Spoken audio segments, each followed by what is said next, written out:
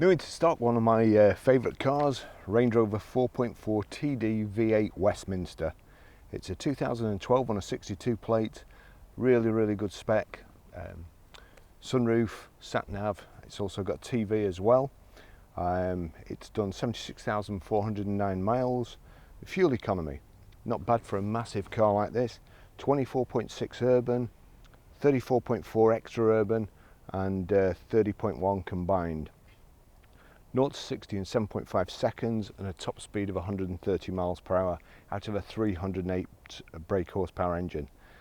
Road tax 6 months £277, 12 months 540. It's MOT till the 1st of the 9th 2009, so it doesn't really need anything, and it was last serviced at 74,007 miles, so only a couple of thousand miles ago. It's finished in Santorini black with oyster leather and black piping. Really good colour combination. We've got xenon headlights on the front with high pressure headlamp wash, 10-spoke alloys, Pirelli Scorpion Verde tyres, good treads all round, well shod. Yeah. Bottom part of the doors is plastic, so protects against stones and also people opening the door into you. We've got a split rear tailgate. Little button there, press it down. All my stuff in. The load space is massive. With this here, I can only just touch the back seats there, so there's bags of room. It's got all my camera equipment in today, and also this bit is strong enough for you to sit on, and you're protected from the rain.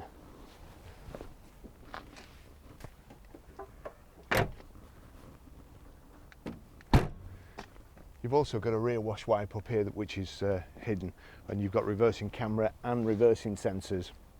I'll just show you in the back.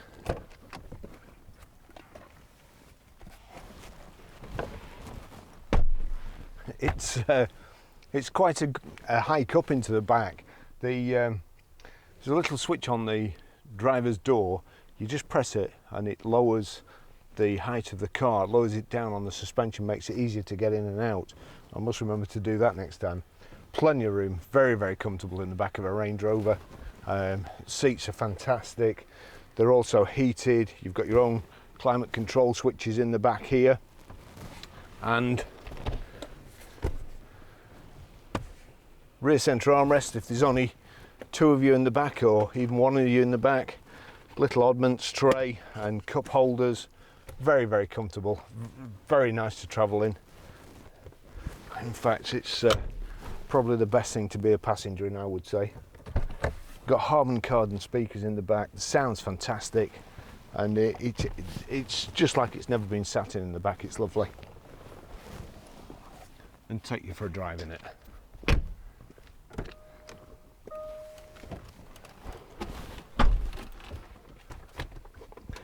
Now it's remote central locking, but it's keyless go.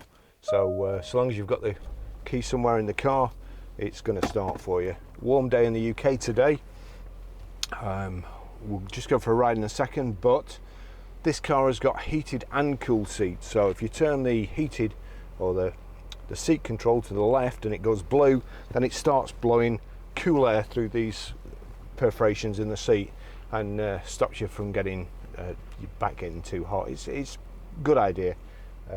Great to see. First of all, it's got a proper service history in a book, stamped. 3rd of the 7th 2013 at Marshall's Land Rover. Then, sorry, that was at 12,569 miles. Then at 27,982, it was done at Rocar Moors on the 7th of the 7th 2014. This is actually what I like to see. Now, 17th to the 6th 2015 at 38,007, it was done by this garage here, and Green Oval Garage. Now they've stamped that it's had genuine parts used, which is a great thing, but they've also put what they've done just in case the service invoices get lost, or in today's not being able to give anybody's information and having to, like we saw the other day, somebody had cut the addresses out of the service invoices. So it says here, replace engine oil and filter, replace pollen filter. Now this has been done at a garage. I've worked in main dealers and I've worked in independents. Independents, they do the job properly, they take the time, however long it takes, that's how long the job's going to be. In main dealers, the mechanics usually work on a bonus system.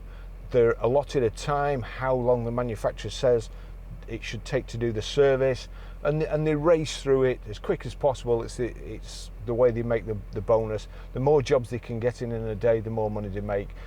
You won't see a mechanic in a franchise dealer, in my experience anyway, sit there, stamp the book properly, actually get the stamp in the right place, the right way up, and then write what they've done as well, and all nice and neatly done. They've done the same here. 25th of 5th 2016, 49,025, replace engine oil and filter, air, fuel and pollen filters, replace seat filters. The seat filters are the things where it sucks air in underneath and blows it out through here. I suppose the last thing you want is a load of dirty marks on the back of your shirt, so they're quite important. Then again, the same garage, and again, I like to see somebody taking this car has gone to the same garage for 4 years on the trot. It's the same writing, the same guy's there, he's done the same job and done it methodically, exactly how he does, no doubt, every other job that comes in the garage. Takes his time, does it properly. 24th of 5th 2017 at 60,787, and then at 74,007 on the 24th of the 5th 2018, not very long ago. Again, it's been done with genuine parts. I prefer to see something like that in the service book than a main dealer stamp, just a stamp, date, and that's it, and chucked out. I know that car, I know this car has been done properly, and like we used to do in the old days, we used to check stuff. We were taking over, we used to service Opels, and then Vauxhall came in and they gave us 90 minutes to do a full service, which used to take 3 hours. Our mechanics still took 3 hours. They did the job properly. We kind of ended up losing a bit of money, but our customers came back time and time again, and everybody was happy. So I'll just take you for a ride in it after all that. Reversing sensors, the front sensor is also picking up the bush there. I'll just move away, and we've got a reversing camera as well. I have to say, these the heated and cooled seats, it is a really good addition with leather seats, because in my experience, although leather looks lovely, it's either too hot or too cold. This has got everything covered. It's got heated seats and cool seats. We've got, let's just say, a tilt and slide glass sunroof and a shade band. I'll just put that across. We've got memory seats, electric memory seats, 3-position, and also electric steering wheel. We've got power folding door mirrors, and these things are a beast. Actually, let me just.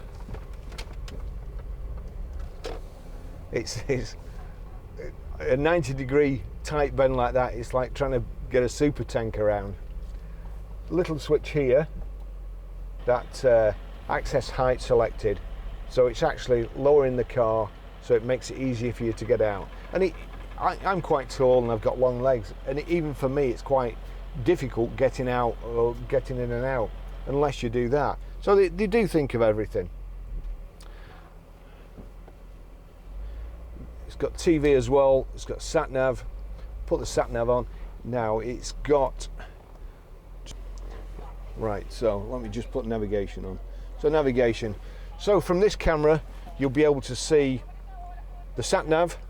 From that camera, I can't see the TV from here, but from this camera hopefully you'll be able to see. I'll just take a photograph just in case you can't see from that camera. So from there, and from there you can't. Now I also must remember to switch it back to one screen, otherwise when I do the demonstration afterwards of how to set your Bluetooth, you won't be able to see what's going on. So we'll turn that back and put that on sat nav. That's it. Right, we're off again. So as I say, these cars absolutely beautiful. They're lovely to drive.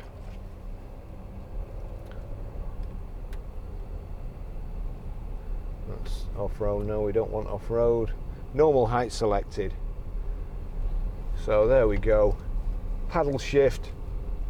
One thing that does surprise me is there is masses of room, and I know that comes in handy, but what kind of does surprise me is why they didn't use it for extra legroom in the back, and on the odd occasion you did need all that space, because as I say, I can't actually reach in, and there's that much room, I can't reach in and touch the back of the back seats. So on the odd occasions that you do need all that space, you should be able to just move the seats forward, but otherwise you'd be able to, well, virtually stretch your legs out as far as they'll go if you could move those back seats out. That's only slight criticism. Everything else, and I'm always driving anyway, so it doesn't bother me a whole lot. We've got this piano black inset to the dash, the sides of the gear tunnel, the door cards, just around the vents here, aluminium trims around the vents, around the gear selector, and it's the rotary gear selector, which I personally like, as opposed to a gear stick just taking room there.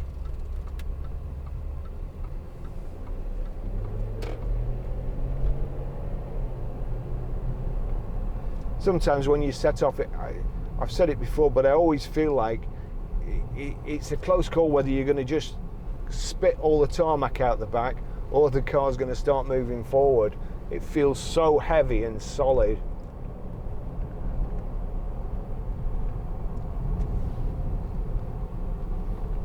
Just turn that down a little bit.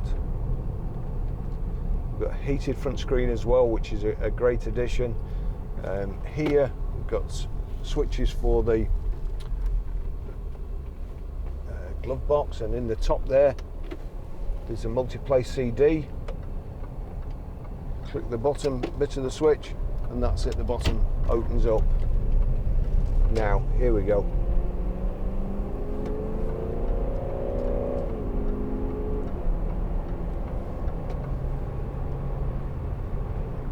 A couple of tons, probably 5 passengers, to 60 miles an hour in just over 7.5 seconds.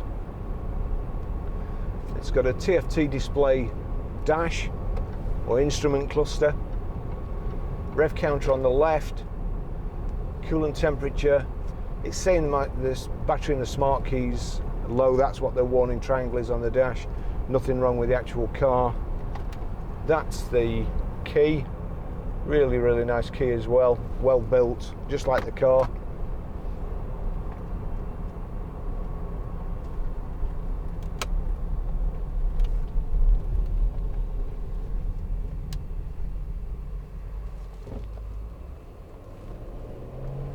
Nice big tyres and huge discs pulling you up,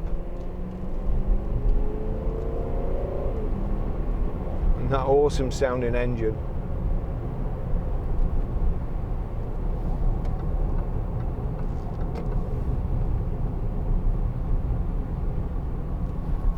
Dashboard really well padded, double stitched, and these seats with the black piping, great contrasting pipe around the edges of the seats, finishes off really well.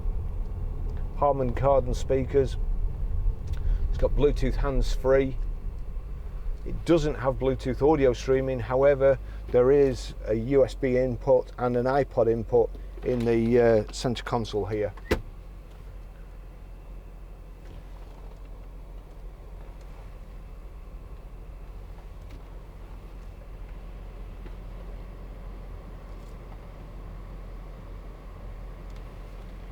Nice.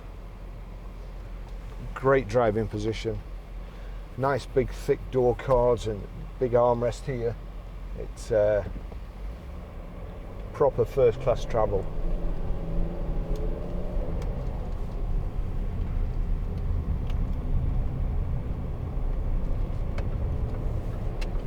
Little button on the on the steering wheel here, heated steering wheel, which I can tell you again in the winter is a godsend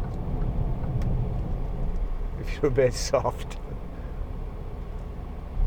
Cruise control on the left of the steering wheel here, your telephone controls on the right, and also the panel there, main menu, warnings, vehicle setup, trip computer.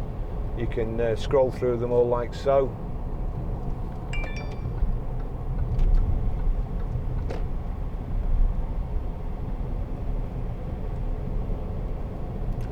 The xenon headlights with high pressure headlamp wash.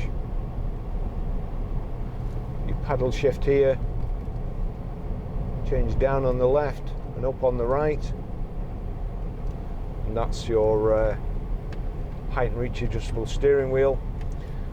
The memory remembers the steering wheel and the door mirrors as well, so if you set those you can have 3 positions and just jump straight into the car, right into the position for everything that you need.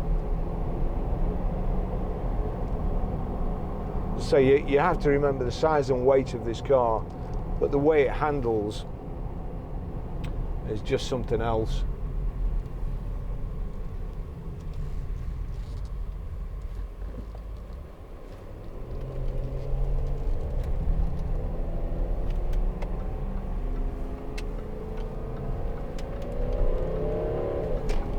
Listen that.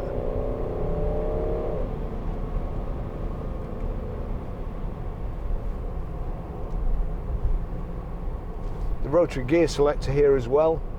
You just press down and turn to the right. That puts it into sport mode.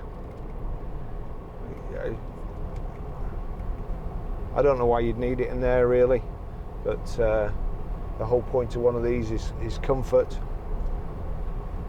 Let's just get up to 70 and set the cruise before we run out of motorway.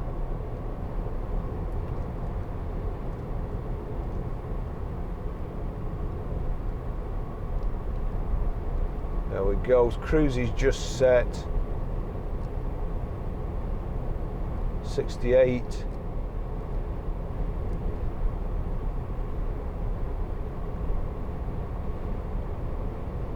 There we go, near as damn it.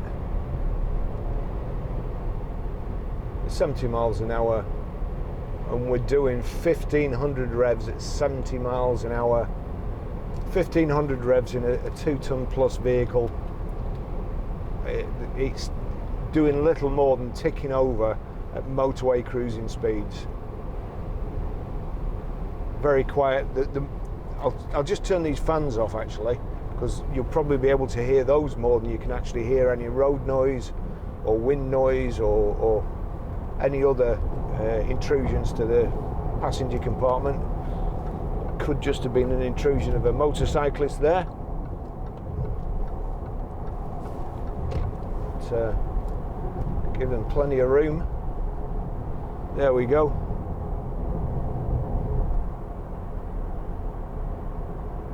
Everything nicely to hand. Don't have to take your hand off the steering wheel. You can do everything with your thumbs and your fingers, and with a good firm grip on the steering wheel.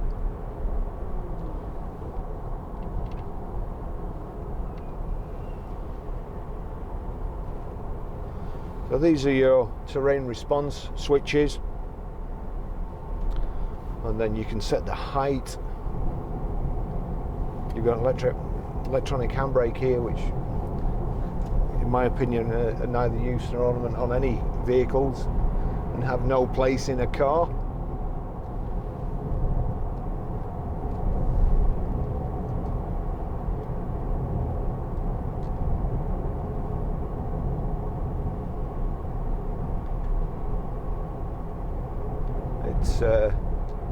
It's just a beast.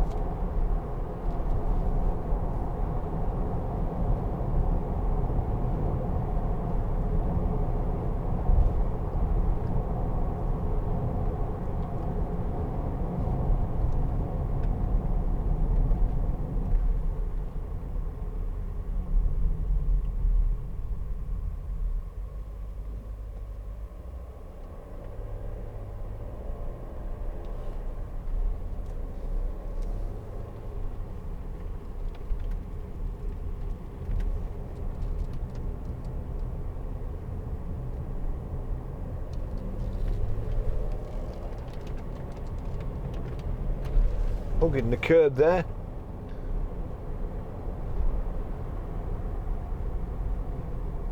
Good number plate, Lorraine, LOR 411N. Lorraine doesn't look like you can see over the steering wheel, but good number plate. Alright, let's see, what else have we got?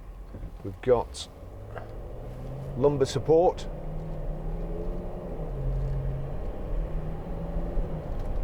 So it's electrically adjustable seats, but once you've got them where you want them, even the headrest, I think, is that going up? Yes. Even the headrest is electrically operated.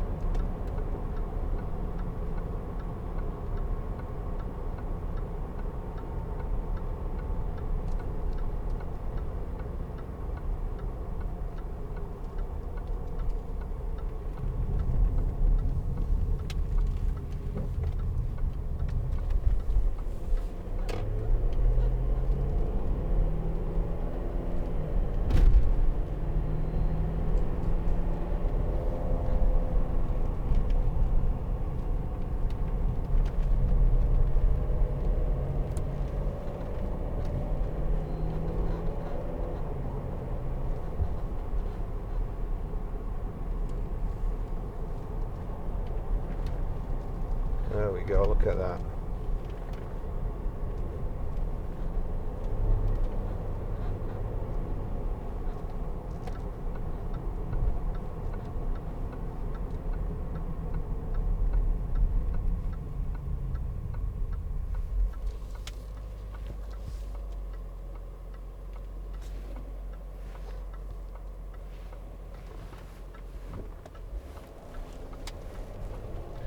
See over all the hedges and what's coming through the S-bends over the hedges in front, whereas you wouldn't be able to in a normal car.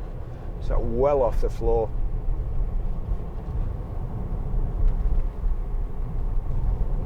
Probably a foot, 18 inches higher than you would be, I would say, in a saloon car, maybe even higher than that.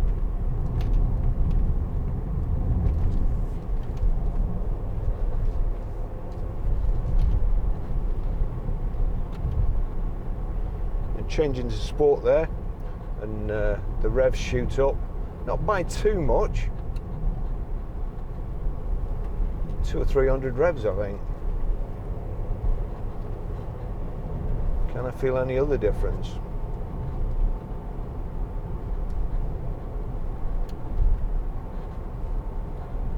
Perhaps the suspension.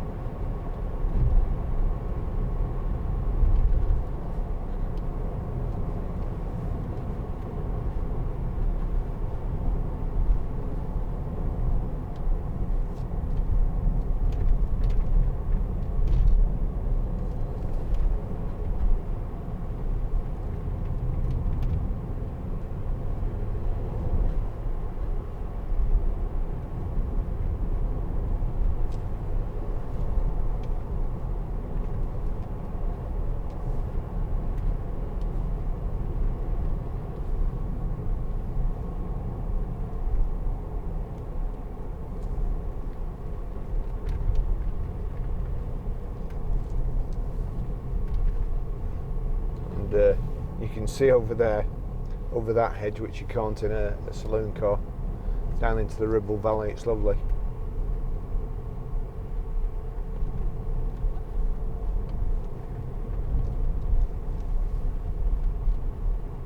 Slow down.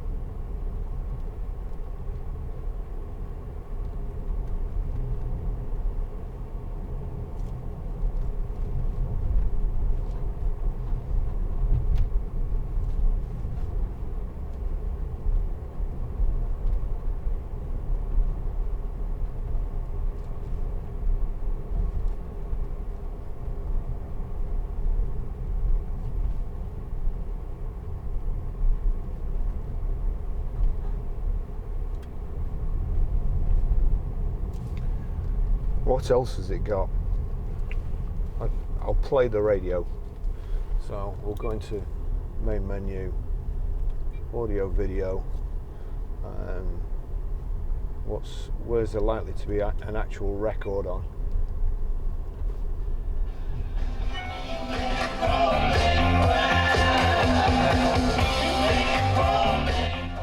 Rolling Stones. The sound is really good.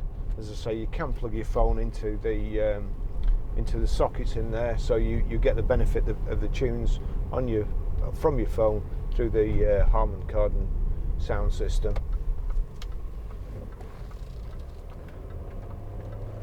And the TV.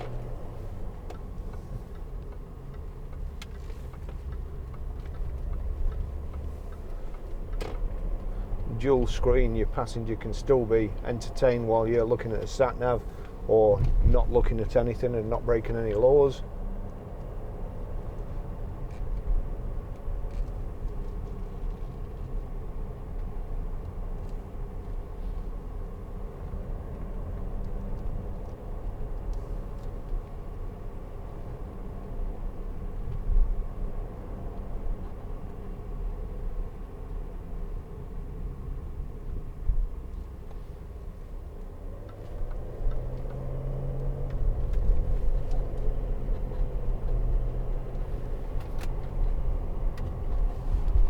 Little power socket there as well, and a proper ashtray.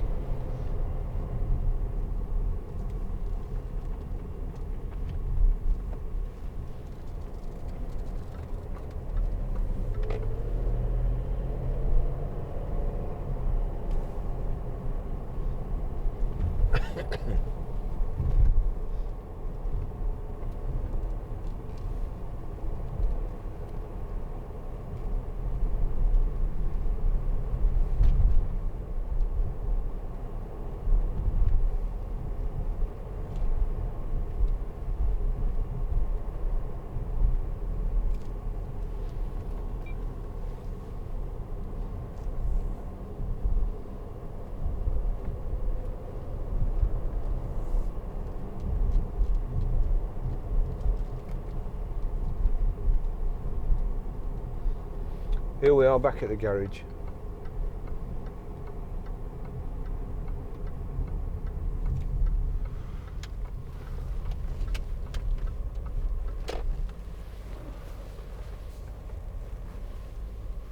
Right.